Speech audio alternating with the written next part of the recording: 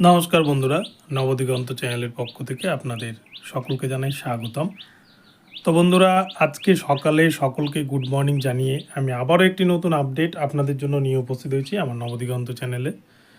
তো আজকে আমি আপনাদেরকে যে আপডেটটি দিতে চলেছি, এখানে মূলত আমি দুটি আপডেট আপনাদের দিতে চলেছি। অনেকেই জানতে যাচ্ছেন গতকালকে 3929 মামলার কি হলো। তো 3929 সম্পর্কে জানাবো এবং তার সাথে সাথে আজকে কিন্তু কলকাতা হাইকোর্টে একটি বড় মামলার শুনানি হতে চলেছে।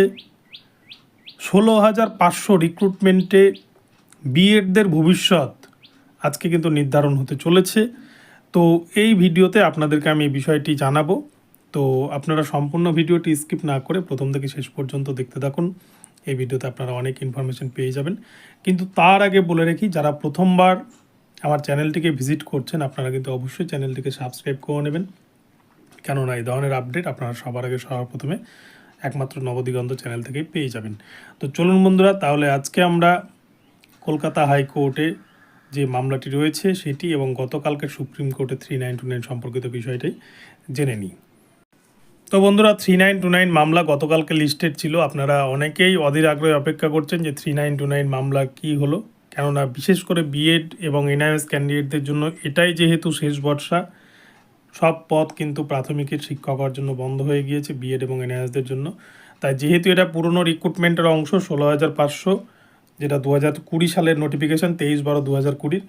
তো সেই নোটিফিকেশানে যেহেতু বিএড এনআইএস সকলেই সুযোগ পেয়েছিল সমানভাবে, তাই এই একটাই কিন্তু জায়গা বর্তমানে বিএড এবং এনআইএসদের। তাই তারা কিন্তু অধীর আগ্রহে অপেক্ষা করছেন এখনও পর্যন্ত যে যাতে এই 3929টি সিটে পর্ষদ যেন নিয়োগটা দেয় এবং সেই নিয়োগে অনেকেরই কিন্তু চাকরিটা হয়ে যাবে।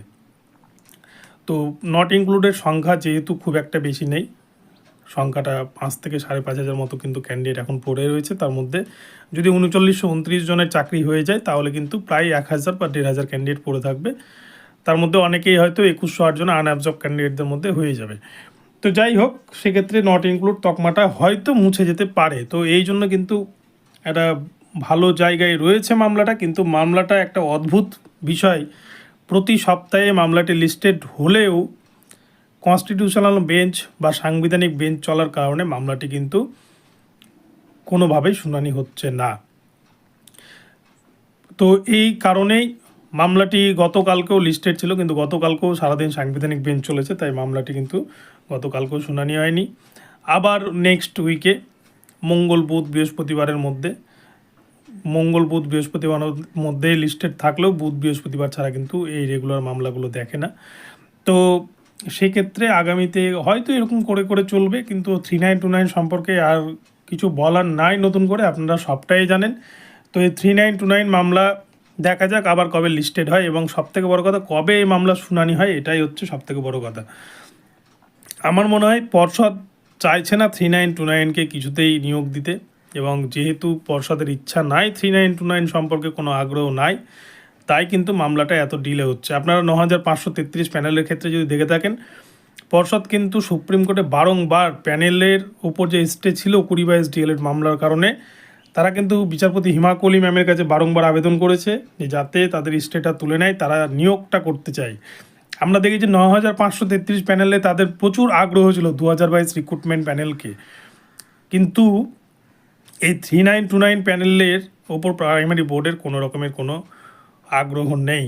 তো সেই জন্যই হয়তো সুপ্রিম কোর্টে মামলাগুলো এত ডিলে হচ্ছে। তো যাই হোক, এখন যারা নট ইনক্লুডেড ক্যান্ডিডেট রয়েছেন আপনাদের অপেক্ষা করা ছাড়া আর কিছুই নেই। এটা একটা মানে ধৈর্যের পরীক্ষা ছাড়া আর কিছুই নয়। তবে যেদিনই হোক এই মামলার কিন্তু জাজমেন্ট আসবে। আপনারা দেখেছেন 2009 প্রাইমারির ক্ষেত্রে মালদা, উত্তর 24 পরগনা, দক্ষিণ 24 পরগনা, হাওড়া, এগুলো কিন্তু প্রায় 12 বছর পরে তারা কিন্তু জাজমেন্ট পেয়েছে, এবং মানে জাজমেন্ট বলা ভুল, তারা আর কি নিয়োগ পেয়েছে। সুপ্রিম কোর্টের অর্ডার থাকা সত্ত্বেও কিন্তু মালদার 2009-এর প্যানেল আটকে রেখেছিল পর্ষদ। তো যাই হোক, শেষমেশ তারা নিয়োগটা দিয়েছে। তো এটা হয়তো সেরকমই হবে, যেদিনই হোক নিয়োগটা অবশ্যই হবে। তো এবারে চলে আসছি তার পরবর্তী বিষয়, যে আজকে কলকাতা হাইকোর্টে কিন্তু একটি বিশেষ গুরুত্বপূর্ণ মামলা রয়েছে, যে 16,500 রিক্রুটমেন্টে বিএড ভার্সেস ডিএলএডের যে মামলাটা ছিল, যেটি মামলাটা কিন্তু স্বর্ণজিৎ বসুর মামলা। তো 2021 সালে যে বিএড ক্যান্ডিডেটদেরকে নিয়োগ করা হয়েছিল এনসিটির গাইডলাইন মেনে 2018 সালের 28 জুনের যে গাইডলাইন ছিল এনসিটির, সেই গাইডলাইনকে কেন্দ্র করেই কিন্তু নিয়োগ করে প্রাইমারি বোর্ড। সেখানে বিএড, ডিএলএড, এনআইএমএস সকলেই সমানভাবে সুযোগ পায়। এবং এই মামলাটি এর আগেও কয়েকবার উঠেছে বিচারপতি অমৃতা সিনহা ম্যামের এজলাসে, এবং বিচারপতি অমৃতা সিনহা ম্যাম যেহেতু মামলাটি সুপ্রিম কোর্টে চলছিল, তাই কিন্তু মামলাটিকে আপাতত স্থগিত রাখেন এবং তিনি সুপ্রিম কোর্টে জাজমেন্টের দিকে তাকিয়েছিলেন এবং তিনি সেরকমই কিন্তু বলেছিলেন। তো সুপ্রিম কোর্টের যে নির্দেশ এসেছে গত 8 তারিখের যে ক্ল্যারিফিকেশন মামলা, মধ্যপ্রদেশের যে ক্ল্যারিফিকেশন মামলা যেখানে দেবেশ শর্মা পার্টি ছিল, তো সেই মামলার যে জাজমেন্ট বা অর্ডার কপি এসেছে সেখানে কিন্তু সুপ্রিম কোর্টের বিচারপতি অনিরুদ্ধ বোস এবং সুধাংশু ধুলিয়া স্যারের ডিভিশন বেঞ্চ একটা বিষয় পরিষ্কার করে দিয়েছেন যে সমস্ত রাজ্যে কোনো রকম কোনো সাবজেক্ট টু আউটকাম ছিল না 11/8/2023 আগে যেগুলোতে বিএড নিয়োগ হয়েছে, তারা সেফ। কিন্তু যেখানে কোনো সাবজেক্ট টু আউটকাম আছে বা কোনো রকমের কোনো এসএলপি বা কোনো নোটিশ করা ছিল যে বিএডদেরকে নিয়ে, যে বিএডদের ভবিষ্যৎ নির্ভর করবে কোর্টের জাজমেন্টের ওপর, সেক্ষেত্রে কিন্তু তাদের চাকরি থাকবে না। তো এই বিষয়টা প্রতিটা রাজ্যের হাইকোর্টকে ঠিক করতে বলেছেন, যে প্রতিটা রাজ্যের হাইকোর্ট এই বিষয়গুলো, সাবজেক্ট টু আউটকামের বিষয়গুলো সেই রাজ্যের ক্যান্ডিডেটদের ভাগ্য কিন্তু তাদের হাইকোর্টই নির্ধারণ করবে। সুপ্রিম কোর্টের এমনটাই নির্দেশ রয়েছে। তো সেহেতু বিচারপতি অমৃতা সিনহা ম্যামের এজলাসে মধ্যপ্রদেশে ক্ল্যারিফিকেশন মামলার আগে কিন্তু এই শুনানি হয়েছে, লাস্ট শুনানি। তো সেক্ষেত্রে যেটুকুটা শোনা গিয়েছে সেক্ষেত্রে কিন্তু তাতে বিএডদের ওপর কোনো প্রভাব পড়বে না।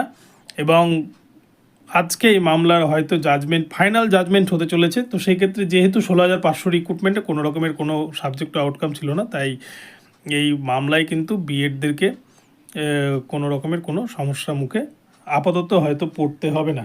তো আজকে এই মামলাটির বিচারপতি অমৃতা সিনহা ম্যামের বেঞ্চে কিন্তু টপ লিস্টে রয়েছে। আজকে প্রথম দিকে এই মামলা শুনানি হবে। তো মামলা শুনানি হওয়ার পরেই কিন্তু আপনাদেরকে পুরো বিষয়টি জানাতে পারবো যে ঠিক কী হলো আজকে এজলাসে।